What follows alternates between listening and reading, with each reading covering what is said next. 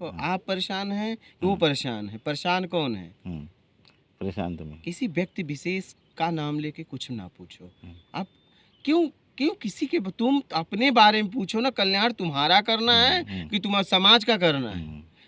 अपना पहले करोगे। भूख लगी है, अगर चुनाव होगा और उस समय शरीर छूटने वाला रहेगा तो तुम अपने लिए भोजन मांगोगी और लोगों के लिए? नहीं, अपने के लिए। फिर और लोगों के लिए अपनी बात करो।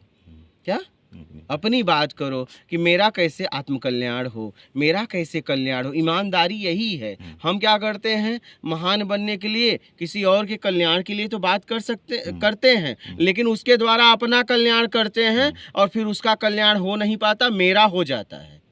आप समझ रहे हो? जितने भी सेवा करने वाले सामाजिक सेवा के लोगों का स्तर आप देखिए तो वो निकलते हैं किसी भी द्वारा, वो समाज के सेवा का आश्वासन देते हैं, लेकिन समाज बदले या ना बदले उनका सब बदल जाता है। गाड़ी बंगला कार नौकर चाकर जमीन जायदाद फैक्ट्रियां सब हो जाती है, लेकिन समाज के लोग उनके लिए वो कुछ नहीं कर पाता। बदलाव उनमें भी हुआ लेकिन इनके द्वारा नहीं हो पाता, इसलिए कि ये तो उनके लिए कुछ किए। अगर कुछ उन्होंने दिखाया भी कि मैंने आपको किया तो उससे ज़्यादा उन्हीं के नाम से उनको मिला तब किया। मतलब उनके लिए वो व्यक्तिगत नहीं किया, उनके नाम से बहुत ज़्यादा ले लिया, उनको कुछ पकड़ा दिया। यही चल रहा है। समझ रहे हैं? सही कह रहे। और उसमें हो सकता है हम भी हों, हम भी सेवा के नाम से बहुत कुछ इकट्ठा करना चाह रहे हो। समझ रहे हैं? हमें अपने को देखना है, हमें अपने को जांचना है। समझ रहे हैं? हम अगर बदलेंगे तब हम कुछ बदलाव कर सकते हैं। अब हम बदले नहीं और लोगों को बदलने लगे तो हम भी भ्रष्ट हो जाएंगे और लोगों को भी भ्रष्ट करने के लिए काम करेंगे। समझ रहे हैं? पहले अपने में बदलाव लाना पड़ेगा। एकदम अपने में तो बदलाव लाना है। अगर आप किसी और में बदलाव ला रहे हो, लाना चाहते हो बिना स्वयं बदले, तो तुम उसे भी भ्रष्ट करोगे, खुद तो भ्रष्ट हो। समझ रहे हैं? हाँ, सही है, एकदम। और कुछ तो उसके लिए आदमी क्या करना चाहिए? सत्कर्म में लगे रहना चाहिए कि मुझे जो भी कार्य करना है पहले मुझे पूरी तरह उसकी जानकारी लेना है, सीखना है और उसके बाद समाज में काम करना है। मेरे काम में कोई कमी नहीं होना चाहिए। मेरे काम में कोई और कमी निकालने के पहले वो देखे, पहले मैं देख लूँ कमी है या नहीं। अपने कार्य का पूर्णतः जांच स्वयं कर लेना चाहिए। आप समझ रहे हैं?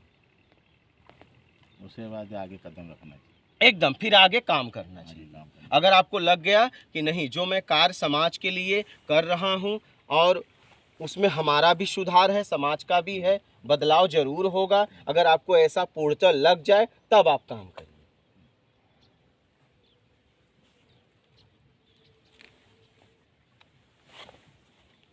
समझ रहे हैं? बोलिए।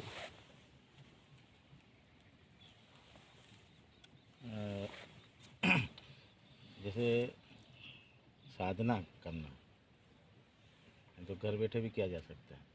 साधना का मतलब होता है स्वयं को साधना। अब स्वयं को कैसे साधोगे? मेरे द्वारा जो कार्य हो रहा है वो सत्कर्म हो और उससे लोगों की उन्नति हो, मेरे कार्य के द्वारा समाज के लोगों को लाभ मिले, वो साधना है। साधना का मतलब क्या है? साधना हम किस लिए करते हैं? लाभ के लिए। कर्म को साधना बना लो जो कर रहे हैं। साधना अगर करना है तो बस अपने आचरण को बदलो, अपने स्वभाव को बदलो। मेरे वजह से किसी को तकलीफ हो रही है तो क्यों हो रही है वो देख पाओ, उसे हटाओ, उसे तकलीफ ना हो, ये साधना है। अपनी कमियों को दूर करना साधना है। अपने अंदर की कमी जो उसको निकाल, अपने हाँ, स्वयं उसको दूर निकाल दो, किसी न किसी तरीके से निकालो। इसलिए कि वो किसी न किसी तरीके से आया है तो किसी न किसी तरीके से निकल जाएगा। बस निकालने के प्रयास में लगे रहो। उसके लिए एक समय प्रतिबंधित कर लो। समय कुछ नहीं, समय आप दायरे में मत करो। जब सत्कर्म करना है तो दायरा क्यों? जब हम, आप देखिए, जब हम गलत कार्य करते हैं तो कोई किसी से नहीं पूछते, नहीं तो हम सही काम करते हैं तो किसी से क्यों पूछते जाते हैं? सही काम में समय का निर्णय करते हैं और गलत काम में कोई समय का निर्णय नहीं करते, जब जब चाहे तब चले जाते हैं। चले जाते, निश्चित नहीं रहता। हाँ, निश्चित नहीं रहता। तो सत्कर्म में निश्चित समय क्यों? करते रहो। मेरे द्वारा कोई भी कार्य हो वो सत्कर्म हो, बस इतना याद रखो। कब होगा हमें क्या पता।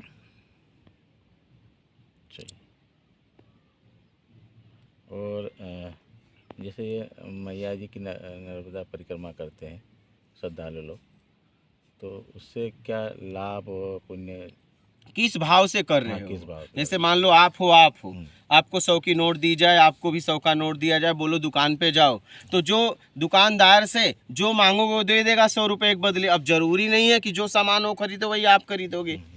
और दुकानदार का काम है आपको सामान देना, पैसा लेना, आप जो मांगोगे देगा। तो जैसी भाव से आप जो करते हो उसका परिणाम वैसा आता है। समझ रहे हैं? और जितने श्रद्धा भाव से करोगे उतना लाभ पुण्य मिले। वो तो भाव मूल है, भाव मूल है।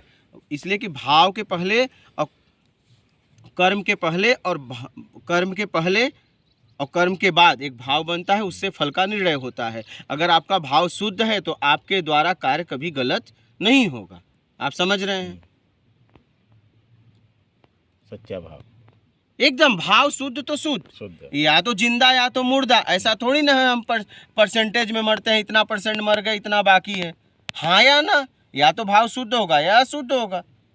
पात्र में एक भी छेद है और किसी में 99 छेद है, परिणाम वही होगा।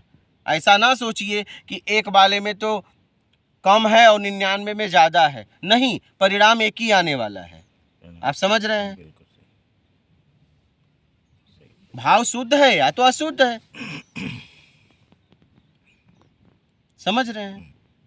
या तो आप ईमानदार हो या तो बेईमान हो, दो में से एक। हाँ, दोनों थोड़ी ना हो सकते हो। नहीं हो सकते, हार या जीत एक होगा, परिणाम आखिरी में एक ही आता है। हाँ, पास या फेल। इसलिए या तो पूरी तरह शुद्ध हो जाओ, पूरी तरह लग जाओ, पूरी तरह अपने आप को शुद्ध करने में लग जाओ।